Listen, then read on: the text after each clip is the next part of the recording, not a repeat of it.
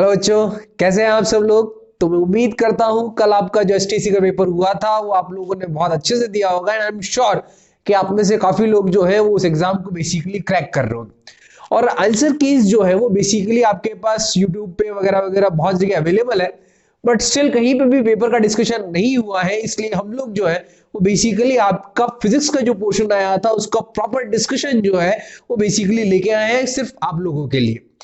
लेकिन उस पेपर को डिस्कस करने से पहले मैं आपको एक छोटी सी इंफॉर्मेशन और दे देता हूं कि हम लोग जो है वो बेसिकली एक सुपर रिवीजन सीरीज जो है वो स्टार्ट कर रहे हैं क्लास 10th के स्टूडेंट्स के लिए, specifically for board exam orientation के हिसाब से कि आपके बोर्ड के अंदर फिजिक्स जो है उसकी वजह से कहीं पे भी कोई मार्क्स आपका डिडक्ट ना हो। तो उसको आप एक्सेस करने के लिए चैनल को सब्सक्राइब कर सकते हैं और चैनल की जो प्लेलिस्ट होगी उस प्लेलिस्ट के अंदर जाके the super revision series class 10th अगर आप सर्च करेंगे तो बेसिकली आपको वहां पे क्लास 10th के जो फिजिक्स के टॉपिक्स हैं उसके अंदर आपको बेसिकली एग्जाम्स में कुछ टाइप के क्वेश्चन पूछे जाएंगे, क्या चीज हमको ध्यान रखनी है उससे सारी रिलेटेड इंफॉर्मेशन आपको वहां पे मिल जाएगी और चारों टॉपिक जो है आपके उनके लेक्चर्स आपको वहां पे मिल जाएंगे। ठीक, सो आई होप सो आप लोग अपने हमारे जो चैनल है उसको सब्सक्राइब भी कर लें, फ्रेंड्स के साथ शेयर भी कर लें। और फिलहाल के लिए हम लोग हमारे एसटीएससी के पेपर के डिस्कशन को स्टार्ट करते हैं। उसके लिए पहले दो क्वेश्चन आपके सामने बोर्ड पे लिखे हुए हैं और उसी के साथ हम लोग स्टार्ट करते हैं। आप लोग अपने आंसर्स मैच भी कर लीजिएगा, कहीं और से चेक किया करा है अगर आप लोगों ने कहीं गलत लग रहा है तो प्लीज उसको रेक्टिफाई कर लीजिएगा यहाँ पे, क्योंकि डिस्कशन के अंदर हम प्रॉपर सॉल्यूशंस के साथ बात करेंगे। So let's have a look at the first question. तो बेटा पहला क्वेश्चन आपका क्या बोलता है, group of vector quantities are. तो यार देखिए, मैं सिर्फ डिस्कशन नहीं कर रहा हूं, मैं बेसिकली आपको बहुत सटीक तरीके से छोटी छोटी बारीक सी चीजें जो है जो हम जनरली इग्नोर कर देते हैं उनके बारे में भी बताऊंगा। तो क्वेश्चन आपको बोल रहा है ग्रुप ऑफ वेक्टर क्वांटिटीज। तो बेटा जब हम फिजिक्स की बात करते हैं तो फिजिक्स के अंदर दो टाइप की चीजें आती हैं। कुछ क्वांटिटीज जो होती है वो कहलाती है आपकी वेक्टर क्वांटिटीज और कुछ क्वांटिटीज जो होती है वो आपकी कहलाती है कौन सी, तो स्केलर क्वांटिटीज। तो बेटा स्केलर क्वांटिटीज वो होती है जो बेसिकली अलजेब्रिक एडिशन सब्ट्रैक्शन या आप बोल लो कि आपके अलजेब्रा के रूल्स को जो फॉलो कर रही है क्वांटिटीज वो बेसिकली आपकी स्केलर क्वांटिटीज हुई। जैसे मास, अगर मैं आपको बोलूं कि आपके पास ये 2 kg है, ये 2 kg है और बताइए टोटल मास कितना है, तो आपका आंसर कितना होगा, तो 4 kg। बट अगर मैं आपको बोलूं कि आप 2 मीटर इधर गए हैं और एक दूसरा इंडिविजुअल 2 मीटर इधर गया है, बताइए टोटल कितने गए, तो बेसिकली आपका पास वहां पे किसी टाइप का कोई जवाब नहीं होगा। क्यों? क्योंकि जब मैं डिस्प्लेसमेंट की बात कर रहा हूं तो displacement in itself is a kind of vector quantity. तो स्केलर क्वांटिटीज वो है जो बेसिकली आपकी डायरेक्शन के ऊपर डिपेंडेंट नहीं होती, सिर्फ और सिर्फ उनका मैग्नीट्यूड मैटर करता है। बट वेक्टर क्वांटिटीज के अंदर डायरेक्शंस इंपॉर्टेंस रखती है। और अगर वैसा अगर बात करें तो ऑप्शंस देखिए क्या है। स्पीड की बात करते हैं, स्पीड की जब आप बात करते हो तो स्पीड का सिर्फ मैग्नीट्यूड होता है। आप अपनी गाड़ी चलाते हैं, गाड़ी के अंदर आपकी स्पीडोमीटर होता है, उसके अंदर बेसिकली स्पीड की वैल्यू बता रहा होता है 20 kilometre per our, 30 kilometre per our, but वहां डायरेक्शन नहीं बता रहा होता है। तो स्पीड का ध्यान रखिएगा, it's a kind of scalar quantity. इसका मतलब ये वाला आंसर मेरा नहीं हो सकता। डिस्प्लेसमेंट बहुत अच्छी बात है, वेक्टर क्वांटिटी है। वेलोसिटी वेक्टर क्वांटिटी है, ध्यान रखिएगा टाइम कोई वेक्टर क्वांटिटी नहीं है। ठीक, velocity vector quantity, acceleration vector quantity, force vector quantity, किस डायरेक्शन में आपने लगाया दैट्स इंपॉर्टेंट थिंग। ठीक, तो बेसिकली इस फर्स्ट क्वेश्चन का आंसर क्या आएगा, तो फर्स्ट क्वेश्चन का आंसर आएगा ऑप्शन नंबर 3। और अगर फोर्थ ऑप्शन की बात करूं तो एरिया जो है वो वेक्टर क्वांटिटी नहीं है, मास आपका वेक्टर क्वांटिटी नहीं है, डेंसिटी आपकी वेक्टर क्वांटिटी नहीं है। तो फाइनली मैं बोल सकता हूं that option number 3 is the correct one. तो बेटा पहले क्वेश्चन का आंसर आया आपका ऑप्शन नंबर 3। सेकंड क्वेश्चन देखिए क्या बोल रहा है, unit of force is, force की यूनिट बोल रहा है। तो पहले तो हम बात करते हैं कि फोर्स की बेसिक कहानी आती कहां से। तो फोर्स की बेसिक कहानी आती है न्यूटन के सेकंड लॉ से, जहां पे बोला जाता है F is equals to m into A. ध्यान रखिएगा किसी भी क्वांटिटी की अगर आपको यूनिट बतानी है तो आपको उससे रिलेटेड फॉर्मूला कुछ ना कुछ पता होना चाहिए, वहां से आप यूनिट आसानी से बता सकते हैं। अब देखिए मास की अगर बात करूं तो यूनिट क्या हो गई, केजी। एक्सीलरेशन की अगर बात करूं तो क्या हो गया, मीटर पर सेकेंड स्क्वायर। इसका मतलब फोर्स की यूनिट क्या हो गई, तो केजी मीटर पर सेकेंड स्क्वायर, और अगर वैसा है तो आप करेक्ट ऑप्शन चेक करेंगे, so that is going to be option number 3। तो ये दो क्वेश्चंस थे। अगले दो क्वेश्चन पे चलते हैं, देखते हैं उनके अंदर क्या पूछा है। तो बेटा थर्ड क्वेश्चन जो है वो हमारा हमको बोलता है that if force, momentum and displacement are represented by X Y Z. Force X हो गया, मोमेंटम वाई हो गया, और जेड जो है वो बेसिकली आपका डिस्प्लेसमेंट हो गया। तो बोल रहा है कि ये जो इस तरीके से लिखा जाए एक्स जेड अपॉन वाई, ये टर्म बेसिकली रिप्रेजेंट किसको कर रही होगी। देखिए इस टाइप का क्वेश्चन आपके इस एग्जाम में भी आया है, आप 11th में जाएंगे वहां पे भी आपको एक ऐसा क्वेश्चन देखने को मिलेगा जहां पे आपको इस टाइप की टर्म्स बता दी जाएगी और पूछेंगे कि बताइए ये किसको रिप्रेजेंट कर रहा है।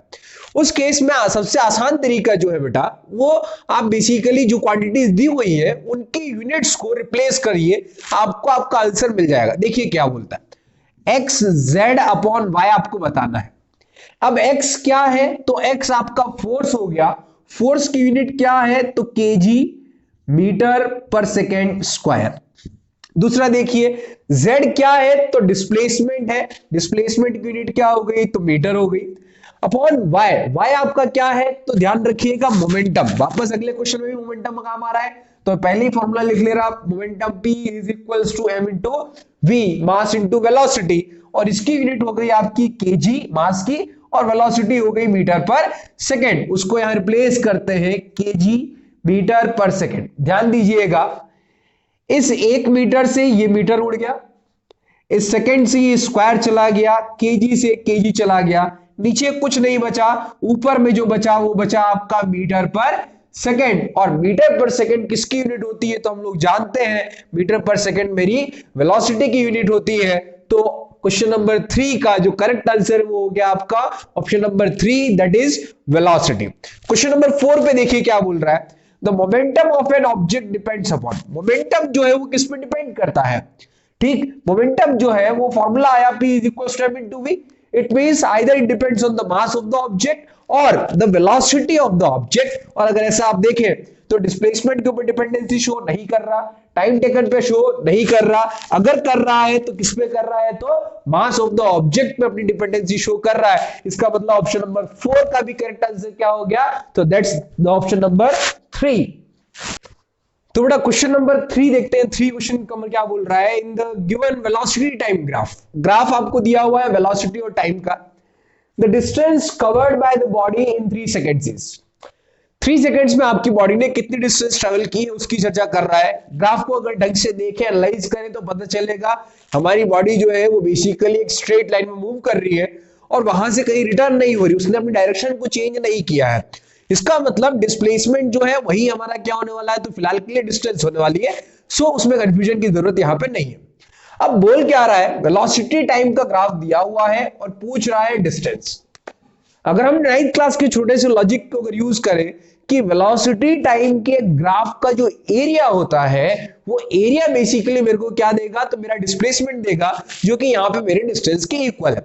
इसका मतलब इस ग्राफ का अगर मैं एरिया कैलकुलेट कर लूं तो उस केस में मुझे बेसिकली पता चल जाएगा कि मेरी डिस्टेंस कितनी है। अब एरिया निकालना है तो ढंग से देखें तो ये ट्रायंगल है और ट्रायंगल का एरिया कितना हो गया, तो half into base into height. But एक यहां पे छोटा सा ग्लिच है, अगर आप डायरेक्ट वैल्यूज पुट करने बैठ गए तो आपका आंसर जो आएगा वो फाइनली गलत आएगा। टाइम जो है वो तो यहां पर सेकंड्स में दिया हुआ है, पर वेलोसिटी आपको किलोमीटर पर आवर में दी हुई है, तो इस किलोमीटर पर आवर को पहले मीटर पर सेकंड में कन्वर्ट कर दीजिए और कन्वर्ट करने के लिए इंटू 5/18 करिए, kilometre per hour direct metre per second में आपका कन्वर्ट हो जाएगा। देखते कितना आता है, 18 3 54, so that is going to be 15 metre per second. अब निकालते एरिया, देखो क्या है, हाफ इंटू बेस कितना है, तो देखिए 15, सॉरी बेस कितना है तो आपका यहां पे हो गया 3 इंटू हाइट कितनी है तो ये हो गया आपके 15। अगर सब कुछ सिंप्लीफाई करें so that's come to be 22.5 metres. इसका मतलब मेरा करेक्ट आंसर क्या हो गया, so my correct answer will be option number 4। Question number 6 का देखते हैं क्या है, the weight of a body of mass 50 kg। कोई बॉडी है जिसका मास कितना है 50 kg है, in a free falling satellite is. हमको वेट बताना है जो कि आपका ऑब्जेक्ट जो है वो बेसिकली किसी फ्री फॉल के अंदर कोई सैटेलाइट है उसके अंदर आपका ऑब्जेक्ट रखा हुआ। देखिए ध्यान दीजिए, वेट क्या है, तो वेट बेसिकली एक टाइप का फोर्स है, और एक फोर्स को एक्सपीरियंस करने के लिए you need to have another force. दोनों फोर्सेस है, जैसे अगर मैं यहां खड़ा हूं, मैं ग्रेविटी को एक्सपीरियंस कर पा रहा हूं, तो उसका एक ही रीजन है कि मेरे ऊपर ग्रेविटी लग रही है, दैट्स ओके।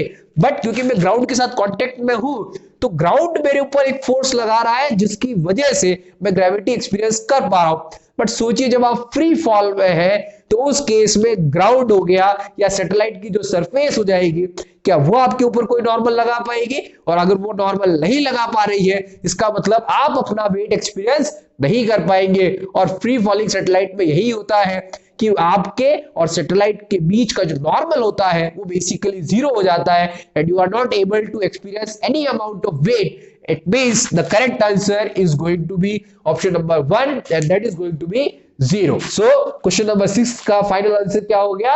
Option number 1. तो यार बेटा क्वेश्चन नंबर 7 जो है उसको देखिए, और अगर आप इन फ्यूचर नेक्स्ट ईयर अगर मेडिकल की तैयारी के लिए कुछ सोच रहे हैं, तो इस क्वेश्चन को जरूर देखिएगा, क्योंकि इस टाइप का क्वेश्चन पहले जो है वो बेसिकली मेडिकल एंट्रेंस एग्जाम में कहीं ना कहीं आ चुका है। अगर वैसा कुछ है तो क्वेश्चन को बिल्कुल डिटेल में समझते हैं, फिर आगे की बात करेंगे। देखिए मैं आपको इस क्वेश्चन की दो एस्पेक्ट है, दोनों बताऊंगा। एक एस्पेक्ट से जो है वो आपका एग्जैक्टली यहाँ पे जो आंसर आता है वो आएगा, और एक दूसरा एस्पेक्ट और है जिसको भी आपको समझने की जरूरत है। देखिए क्या बोल रहा है, if the radius of a planet is doubled then the gravitational acceleration would be. अगर आपका प्लैनेट जो है उसकी रेडियस अगर आपने डबल कर दी, और ग्रेविटेशनल एक्सीलरेशन किस तरीके से वेरी करेगा उसकी चर्चा कर रहा है। देखिए क्या है, ग्रेविटेशनल एक्सीलरेशन जी का बेसिक रिलेशन होता है capital G capital M upon R square. Term specific है, ध्यान रखिएगा। Capital G universal gravitational constant है, उसमें किसी टाइप का कोई चेंज नहीं आएगा। एम आपका मास ऑफ द प्लेनेट होता है। प्लेनेट की ग्रेविटी प्लेनेट के मास पर डिपेंड करती है, एक्सटर्नल में कितना क्या है उसके ऊपर कोई डिपेंडेंसी नहीं रखती, ध्यान रखिएगा। और आर जो है वो बेसिकली आपके प्लेनेट की क्या हो गई, तो रेडियस हो गई। देखिए पहला एस्पेक्ट क्या है, अलग अलग करते हैं जो क्वेश्चन के नजरिए से है। क्वेश्चन बोल रहा है मास कांस्टेंट है, क्या है, मास कांस्टेंट है, तो ये क्वांटिटी तो कांस्टेंट हो गई। अब ग्रेविटी चेंज हुई होगी, so let's say that is G dash is equals to G, mass constant तो कांस्टेंट हो गया, बट रेडियस अब डबल हो गई, तो आर की जगह अब क्या आ जाएगा, तो 2r का whole square that is 1/4 times G M by R square. और ये वाला आपका पुराना वाला g है, इसका मतलब g dash equals to 1/4 of original gravity, और उसके हिसाब से आपका करेक्ट आंसर हो गया ऑप्शन नंबर 3। बट सोचिए जरा, अगर क्वेश्चन ये जो टर्म बोल रहा है मास इज कांस्टेंट, अगर इसकी चर्चा नहीं करता तो आंसर क्या होता, जरा ध्यान दीजिएगा। उस केस में क्या होता, देखिए g dash equal to g. Now mass constant नहीं बोला तो वेरी कर रहा होगा, कुछ ना कुछ हो रहा होगा। उस केस में क्वेश्चन बोलता है कि मास तो वेरी, बट डेंसिटी जो है वो क्या हो गई, कांस्टेंट। ये सेकंड एस्पेक्ट है। एक क्वेश्चन बना मास कांस्टेंट रखने से, दूसरा क्वेश्चन यहीं भी बन रहा है डेंसिटी कांस्टेंट रखने से। देखिए क्या है जी, मास को क्या लिख सकते हैं, डेंसिटी इनटू वॉल्यूम, तो रो इनटू 4/3 पाई आर डैश का क्यूब अपॉन आर डैश का स्क्वायर। ये देखिए जी रो 4/3 पाई, ये सब कांस्टेंट का तामझाम हो गया, तो जी डैश आया आपका सब कांस्टेंट के, इसको कांस्टेंट के लिख दे रहा हूं, और ये कैंसिल आउट हो जाएंगे, so that becomes R dash. अब देखिए क्या होता है, ये कांस्टेंट था, अब आपने रेडियस डबल की, तो उस केस में ग्रेविटी जो जी डैश आएगी वो बेसिकली 2 टाइम्स जी आएगी।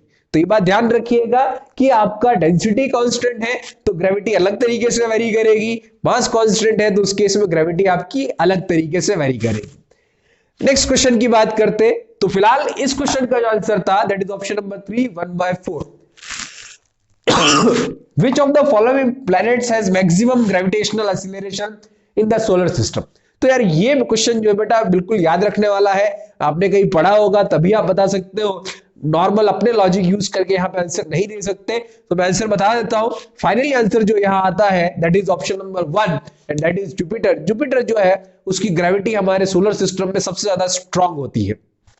तो बेटा क्वेश्चन नंबर 9 जो है वो हमको बोलता है that frequency of a sound source is 50 hertz. Frequency किसी साउंड सोर्स की दी हुई है 50 हर्ट्ज, बोल रहा है कि 2 सेकंड के अंदर, इन 2 seconds what will be the number of vibrations. तो पहली बात तो हमको ये पता होनी चाहिए कि फ्रीक्वेंसी वाकई में होती क्या है। तो फ्रीक्वेंसी की बेसिक डेफिनेशन जो अगर आप ध्यान दें तो वो होती है number of vibrations per unit time.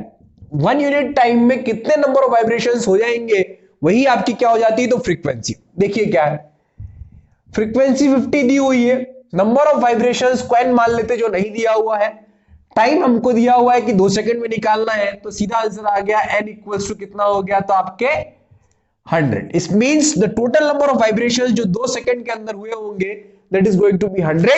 So 50 hertz के लिए 100 आया, और कुछ अगर दिया हो तो उसके लिए भी आप कैलकुलेट कर सकते हैं।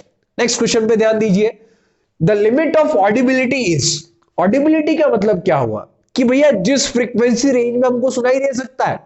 तो ये तो सीधी सी बात है, हम लोगों को क्लास 9th में साउंड के अंदर पढ़ाया हुआ है और ये वैल्यूज डायरेक्टली याद भी होनी चाहिए कि 20 हर्ट्ज से लेके 20,000 हर्ट्ज के बीच में अगर कोई साउंड है तो वो हमको सुनाई देती है। इस रेंज के बाहर अगर है तो वो साउंड बेसिकली हमको सुनाई नहीं देती, और ऐसा अगर है तो ऑप्शन नंबर 3 आपका आंसर हो जाएगा क्वेश्चन नंबर 10 का। तो बेटा क्वेश्चन नंबर 11 हमको बोलता है that if a speed of wave की स्पीड आपको दे दी गई है 250 मीटर पर सेकंड और साथ में उसकी वेवलेंथ दे दी गई है दैट इज 50 सेंटीमीटर। जब भी फिजिक्स का कोई क्वेश्चन सॉल्व कर रहे हो, कोई फॉर्मूला आप लगा रहे हो, तो मेक श्योर करिए कि आपके यूनिट्स जो हो बेसिकली सारी ऐसा यूनिट्स के अंदर हो, ताकि कहीं पे भी क्वेश्चन के अंदर जो है वो मिसमैच टाइप का ना हो जाए। ठीक, तो देखिएगा क्या बोल रहा है, स्पीड ऑफ वेव दे रखी है, वेवलेंथ दे रखी है, फ्रीक्वेंसी पूछ रहा है। So we have relation between speed of the wave, wavelength and the frequency, और वो जो हमें मिलता है वो मिलता है v is equals to F into lambda से। एफ फ्रीक्वेंसी हो गई, लैम्डा आपकी वेवलेंथ हो गई, एफ v कितना है तो that is 250, frequency we need to find out, और लैम्डा अगर आप देखें तो 50 सेंटीमीटर दिया हुआ है, मीटर में अगर बात करूं तो that is going to be 0.5, और इसको आप सिंप्लीफाई करें तो एफ यहां से आएगा आपका 0.5 को इधर भेज दीजिए, सो 250 अपॉन 0.5, ये हो गया 10 ऊपर चला गया, 5 5 25 0 0, so final answer is going to be 500 hertz. So correct answer हो गया आपका ऑप्शन नंबर 2 यहां पे। क्वेश्चन नंबर 12 देखिए क्या बोल रहा है, the vibration of a particle of a medium in a longitudinal wave. Longitudinal wave की बात कर रहा है। अब पहले ये समझते हैं कि लॉन्गिट्यूडनल वेव्स की बात क्यों कर रहा है, यहाँ पर क्या है क्या। देखिए वेव्स जब आती है तो वेव्स को बेसिकली 2 फ्रेगमेंट्स में डिवाइड किया जाता है, एक को हम लोग बोलते हैं मैकेनिकल वेव्स और दूसरा एक सेगमेंट जो है उसको हम लोग बोलते हैं इलेक्ट्रोमैग्नेटिक वेव्स, और लाइट जो है वो बेसिकली आपका एक एग्जांपल है इलेक्ट्रोमैग्नेटिक वेव का। अब इलेक्ट्रोमैग्नेटिक वेव्स जो है वो बेसिकली उनको किसी मीडियम की रिक्वायरमेंट नहीं होती to propagate from one point to another, but अगर मैं मैकेनिकल वेव्स की बात करूं तो उस केस में यस मीडियम की रिक्वायरमेंट वहां पे होती है। ठीक, और मीडियम की रिक्वायरमेंट अगर है तो वहां पे बेसिकली कोई भी वेव अगर प्रोपोगेट कर रही है तो बेसिकली उस मीडियम के अंदर जो पार्टिकल्स है उनके ऑसिलेशंस से बोल लीजिए या उनके वाइब्रेशंस की वजह से वो वेव उस मीडियम के थ्रू प्रोपोगेट कर पा रही। अब मैकेनिकल वेव्स के अंदर 2 टाइप की वेव्स आती है, एक कहलाती है ट्रांसवर्स वेव, दूसरी कहलाती है आपकी लॉन्गिट्यूडनल वेव्स। ट्रांसवर्स वेव्स क्या होती है तो उसका एक एग्जांपल देख लीजिए कि आपके पास कोई रस्सी ले लीजिए, एक एंड से बांध दीजिए, दूसरी एंड से पकड़ लीजिए और उसको इस तरीके से ऑसिलेट करवाइए, वहां पे जो वेव दिखेगी वो बेसिकली आपको कैसी दिखेगी, तो एक ट्रांसवर्स वेव दिखेगी। ध्यान दीजिएगा, आप यहां से पार्टिकल को इस तरीके से ऑसिलेट करवा रहे हैं और इस पूरी वेव के अंदर हर पार्टिकल इस तरीके से ऑसिलेट कर रहा है, बट वेव किधर जा रही है, इधर। इसका मतलब वेव इधर गई, पार्टिकल ऑसिलेशन ऐसा हुआ, तो आपका पार्टिकल का ऑसिलेशन आपकी ट्रांसवर्स वेव के अंदर वेव मोशन की कैसा होता है, तो परपेंडिकुलर। लॉन्गिट्यूडनल का सबसे अच्छा एग्जांपल कौन है, तो आपकी साउंड वेव। जब आप कुछ भी चीज बोल रहे हैं या साउंड वेव आपकी प्रोपोगेट कर रही है तो उस केस में आपके पार्टिकल्स जो है वो बेसिकली अगर वेव इधर जा रही है तो प्रोपोगेट उसी के अलोंग कर रहे होते हैं, और अगर ऐसा कुछ है तो यहां पे देखिए क्या है, बोल रहा है लॉन्गिट्यूडनल वेव में पार्टिकल्स का वाइब्रेशन किस तरीके से होता है, तो हम लोग बोल सकते हैं कि किस तरीके से होता है, तो in the direction of wave. जिस डायरेक्शन में वेव पार्टिकल वेव जो है हमारी वो बेसिकली प्रोपोगेट कर रही है, मेरा पार्टिकल उसी के अलोंग जो है वो क्या कर रहा होगा, तो ऑसिलेट कर रहा होगा। ठीक, क्वेश्चन नंबर 13 देखते हैं क्या बोल रहा है। Radius of curvature, radius of curvature of a concave mirror is 14 centimetre, it's focal length is. अब कॉन्केव मिरर कैसा दिखता है बेटा, तो कॉन्केव मिरर कुछ ऐसा दिखता है। डायग्राम से ध्यान रखेंगे तो शायद से आपको जल्दी याद रह जाए। यहां कहीं पे आप सेंटर ऑफ कर्वेचर ड्रॉ करते थे और यहां कहीं पे आप आपकी क्या ड्रॉ करते थे, तो फोकल लेंथ ड्रॉ करते थे। और ये जो टोटल लेंथ है, ये फोकल लेंथ इस टोटल लेंथ का हाफ होती है। और यही टोटल लेंथ जो है वो क्वेश्चन में आपको दी हुई है 14 सेंटीमीटर। ये 14 सेंटीमीटर दिया हुआ है, तो बाय डिफॉल्ट आपको पता होना चाहिए कितना हो जाना चाहिए, तो 7 सेंटीमीटर। तो क्वेश्चन नंबर 13 का आंसर क्या आ गया, तो आपका option number 2 that is 7 centimetre. अब देखिए, अब प्रेजेंटिंग लेंस इज ना, अब यार ये लेंस आपको दिया हुआ है और आपको बताना है कि इस लेंस का नाम क्या होगा। आप लोगों के लिए मैं मान के चलता हूं कि हो सकता है इसमें कुछ ना कुछ दिक्कत आती हो, क्योंकि इस टाइप की चीजें शायद से आपने ना पढ़ी हो। देखिए क्या है, जब भी आपको इस टाइप के अजीबोगरीब टाइप के लेंस देखने को मिले और उनका नोमेनक्लेचर करना हो, तो ध्यान दीजिएगा क्या है। आप बेसिकली आपके लेंस की दोनों सरफेसेस को देखिए, लेफ्ट हैंड साइड की सरफेस को, राइट हैंड साइड की सरफेस को। अगर मैं लेफ्ट हैंड साइड के सरफेस को देखूं यहां पे, तो ये सरफेस तो कैसी हो गई, प्लेन। ठीक, अगर इसी लेंस को मैं इधर आके देखता तो ये वाली सरफेस मुझे कैसी दिखाई देती, ये वाली सरफेस मुझे कैसी दिखाई देती, तो ये वाली सरफेस मुझे बेसिकली मेरी एक कॉन्केव लेंस की जैसी दिखती। क्योंकि कॉन्केव लेंस कैसा दिखता है, देखो कॉन्केव लेंस ऐसा दिखता है, तो इधर से देखता तो ये कॉन्केव लेंस के पार्ट दिख रहा है ना। और अगर ऐसा है तो देखिए क्या हुआ, ये सरफेस प्लेन हो गई, ये कॉन्केव हो गई, तो नाम दे दिया गया प्लेनो कॉन्केव लेंस। इसका मतलब करेक्ट आंसर हो गया ऑप्शन नंबर 3। आप चाहें तो मैं बाकी भी ड्रॉ कर देता। बोल रहा है प्लेनो कॉन्वेक्स लेंस, तो इसका डायग्राम कुछ इस तरीके से दिखेगा। ये प्लेन हो गया और कॉन्वेक्स ये वाला पार्ट हो गया, तो ये प्लेनो कॉन्वेक्स हो गया। डबल कॉन्वेक्स आपके कोर्स के अंदर है, जो हम लोग हमेशा पढ़ते हैं, जिसकी दोनों साइड्स आपको कैसी दिखे, तो कॉन्वेक्स दिखे। और तीसरा बोल रहा है बेसिकली कॉन्वेक्सो कॉन्केव, तो ये सरफेस हो गई कॉन्वेक्स। ठीक, और उधर वाली सरफेस कॉन्केव बनानी, तो उधर जाके देखिए, तो उधर जाके देखने पे कॉन्केव ऐसी दिखेगी। तो ये आपका कौन सा हो गया, कॉन्वेक्सो कॉन्केव। तो बेसिकली क्वेश्चन नंबर 14 का आंसर हो गया ऑप्शन नंबर 3 की ये लेंस किस तरीके को रिप्रेजेंट कर रहा है, तो प्लेनो कॉन्केव लेंस को रिप्रेजेंट कर रहा है। क्वेश्चन नंबर 15 जो है वो हमारा बोलता है that image in a convex mirror will always be. Convex mirror के केस में आपकी इमेज हमेशा कैसी बनेगी उसकी चर्चा कर रहा है। बट उससे पहले आप एक चीज और भी सीखिए कि ऑप्शंस आपके सामने दिए हुए हैं, उन ऑप्शंस में से हम लोग कुछ एलिमिनेशन भी सीख लेते हैं, क्योंकि ये आपके काम आएगा आपके इस साल की बोर्ड एग्जाम में भी, क्योंकि एमसीक्यूज आपके इंट्रोड्यूस बहुत सारे किए गए हैं। तो देखिए क्या है, जो चीज याद रखने वाली है वो ये कि रियल इमेजेस हमेशा इन्वर्टेड होती है। ठीक, और वर्चुअल इमेजेस हमेशा इरेक्ट होती है। इरेक्ट का मतलब क्या है कि अगर ऑब्जेक्ट ऐसे खड़ा हुआ है तो इमेज भी ऐसे ही खड़ी होगी। इन्वर्टेड का मतलब क्या है, तो ऑब्जेक्ट अगर ऐसा है तो इमेज कैसी बनेगी, तो उल्टी। ये बात तय रही। Real images are always inverted, virtual images are always upright बोल दीजिए या इरेक्ट बोल दीजिए। ऐसी अगर बात है तो रियल इमेज हमेशा इन्वर्टेड होती है, तो यह आंसर नहीं हो सकता। और वर्चुअल इमेजेस हमेशा अपराइट होती है, तो यह भी आंसर नहीं हो सकता। इसका मतलब या तो आंसर ये या आंसर ये। कॉन्वेक्स मिरर में ध्यान दीजिएगा कि कॉन्वेक्स मिरर कुछ आपको इस तरीके से आपको दिखाई देता है। इसकी फोकल लेंथ पीछे इधर है, सेंटर ऑफ कर्वेचर यहां पे। इस पूरे कॉन्वेक्स मिरर में जब आपने रे डायग्राम्स बनाए होंगे तो सिर्फ एक ही केस आया होगा कि आप ऑब्जेक्ट को जहां मर्जी चाहे वहां रख दीजिए, एक ray parallel to principal axis भेजिए, after reflection it will try to pass through focus, पर फोकस यहां पे वर्चुअल है, तो बेसिकली ये इस तरीके से कुछ चली जाएगी और पीछे एक्सटेंड कर दीजिए। दूसरा क्या है, पोल पे भेज दीजिए और उसको ऐसे बुला लीजिए। ऐसा हुआ तो ये इधर गई, उस केस में इमेज कुछ यहां पे बनी और ये इमेज आप देख सकते हैं कैसी बनी, तो आपकी अपराइट बनी है।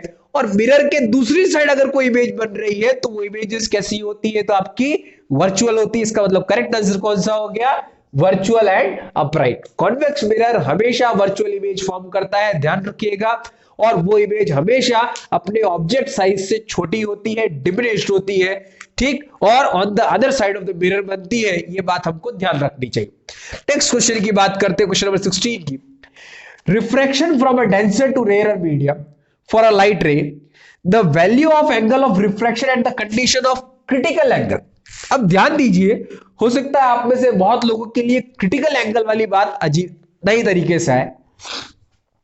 मान के चलते हैं कि ये एक डेंसर मीडियम है और ये नीचे जो है वो आपका रेयर मीडियम है और लाइट रे यहां से आ रही है, ये एंगल ऑफ इंसिडेंस। अब चर्चा ये है कि जब लाइट रे डेंसर मीडियम से रेयर मीडियम जाती है तो ये तो क्लियर है कि it will try to bend away from the north. जाना कैसा चाहिए था, ऐसे, पर क्या हो गई, बेंड हो गई। वैसे ही क्या होगा कि जैसे जैसे आप एंगल ऑफ इंसिडेंस बढ़ाते जाएंगे ये और ज्यादा बेंड होती जाएगी। एक वैल्यू ऐसी आएगी बेटा जहां पे इस आई को हम लोग क्रिटिकल एंगल बोल देते हैं। और जब ऐसा होगा तो उस क्रिटिकल एंगल के केस में होता क्या है कि ये लाइट रे बेसिकली सरफेस पे ग्रेस करने लग जाती है। और अगर आपने इस टाइप के केस में क्रिटिकल एंगल से ज्यादा एंगल कर दिया तो उस केस में आपकी लाइट जो है वो बेसिकली सेम मीडियम के अंदर रिफ्लेक्ट कर जाती। ये कब हुआ, when angle of incidence is greater than critical angle। But हाँ, अगर लेस देन क्रिटिकल एंगल है तो नॉर्मल केस चलते रहेंगे। और ये लिमिटिंग कंडीशन है जहां पे ग्रेस करती है। और अगर आप ढंग से देखें तो ये रिफ्लेक्टेड रे है, ये आपका एंगल ऑफ रिफ्लेक्शन हो गया, that is going to be 90 degree. तो करेक्ट आंसर क्या हो गया आपका, ऑप्शन नंबर 4। और ध्यान दीजिएगा ये क्रिटिकल एंगल और ये जो आया सेम मीडियम में रिफ्लेक्ट होने वाली बात, इसको हम लोग बोलते हैं टोटल इंटरनल रिफ्लेक्शन, जो कि बेसिकली आपके रेनबो के अंदर सेकंड सरफेस, जो पीछे वाली सरफेस होती है, वहां पे होता है, ठीक। तो बेटा क्वेश्चन नंबर 17 क्या बोलता है, देखिए, focal length of a lens is 20 centimetre.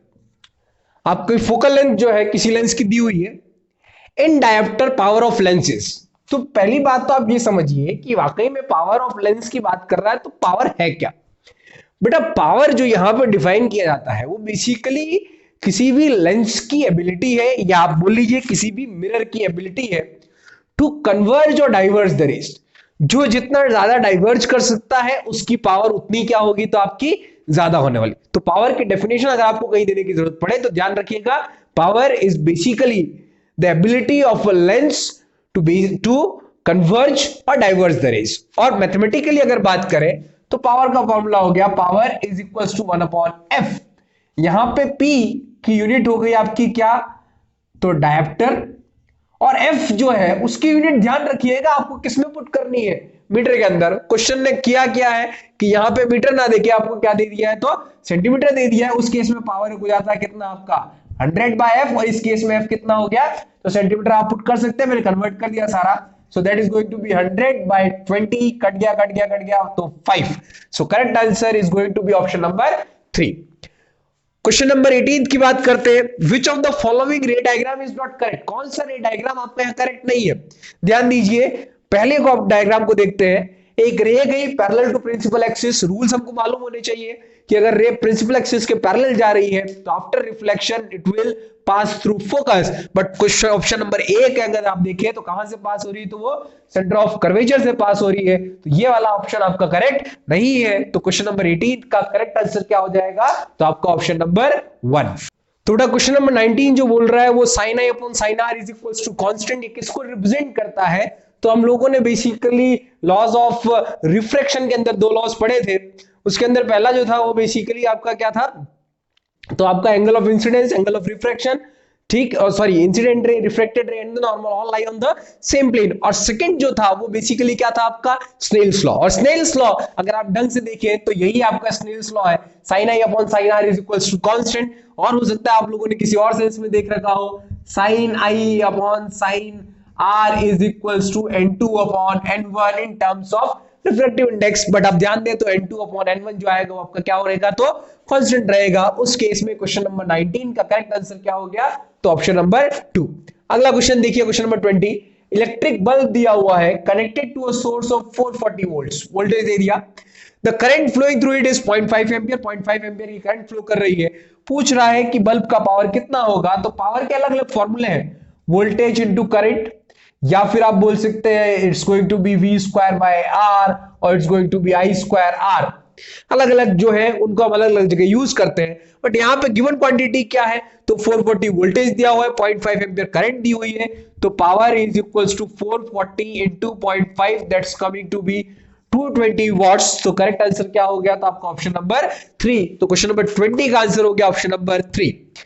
Calculate the work done in taking an object of 1 kg mass at a height of 4 metres. यहां पे कोई ऑब्जेक्ट है, यहां से उठा के उसको धीरे से ले जाके 4 मीटर ऊपर ले जाके रख देना। यहां से जो ऊपर लेके गए तो नीचे क्या फोर्स लग रहा था, तो आपके ऊपर नीचे इस ऑब्जेक्ट के ऊपर फोर्स लग रहा था, दैट इज ग्रेविटी।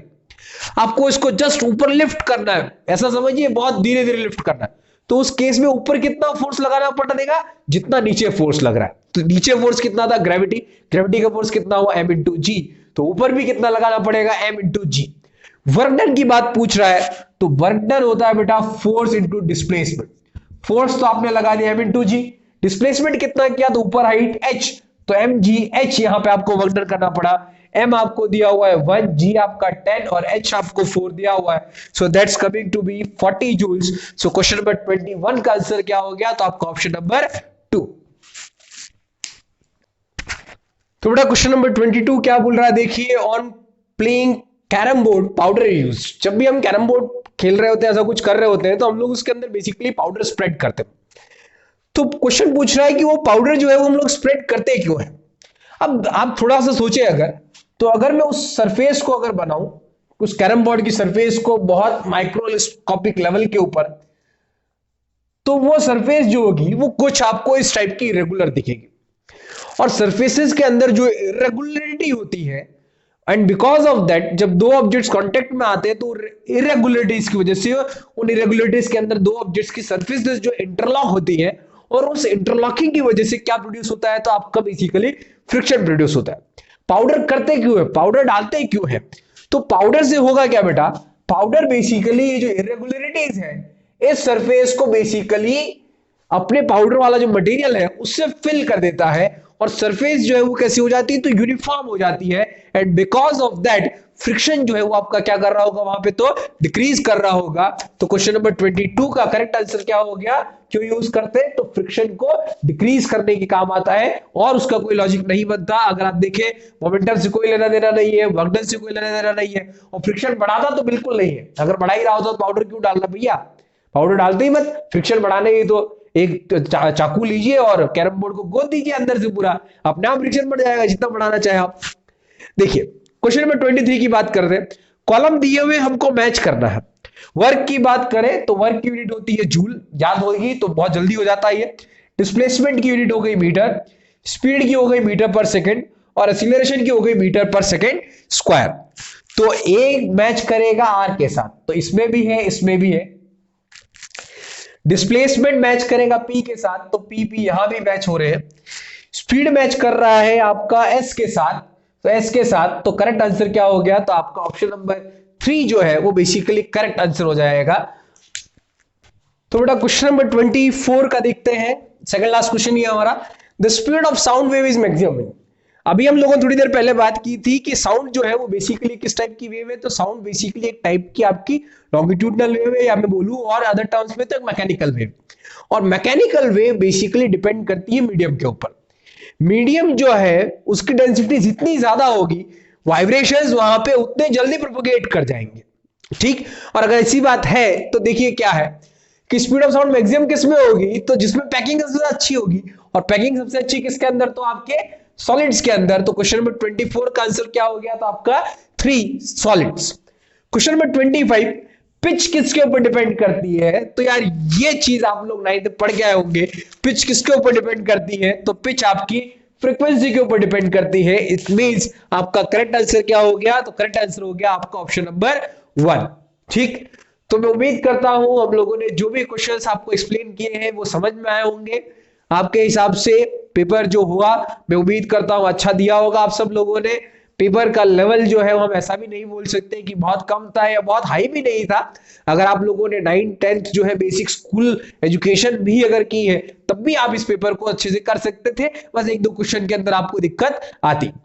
इसके अलावा, फिजिक्स के अलावा बाकी जो भी क्वेश्चंस है, उन सब के आंसर्स जो है वो बेसिकली आपको at the end of the video के अंदर एक आंसर की फॉर्मेट में मिल जाएंगे, जिनको बेसिकली आप चेक कर सकते हैं। बट फिलहाल हमारा मोटो जो था बेसिकली फिजिक्स जो है उसको प्रॉपर्ली डिस्कस करना था, क्योंकि मार्क्स जो डिडक्ट होते हैं वो सबसे ज्यादा आपके फिजिक्स के अंदर ही होते हैं। तो मैं उम्मीद करता हूं इस फिजिक्स डिस्कशन से आपको हेल्प मिली होगी। And yes guys, stay tuned for the super revision series that we are launching, so you can have full marks in the physics in your board exams. आपके कोई मार्क्स फिजिक्स की वजह से deduct ना हो। So guys, thank you very much.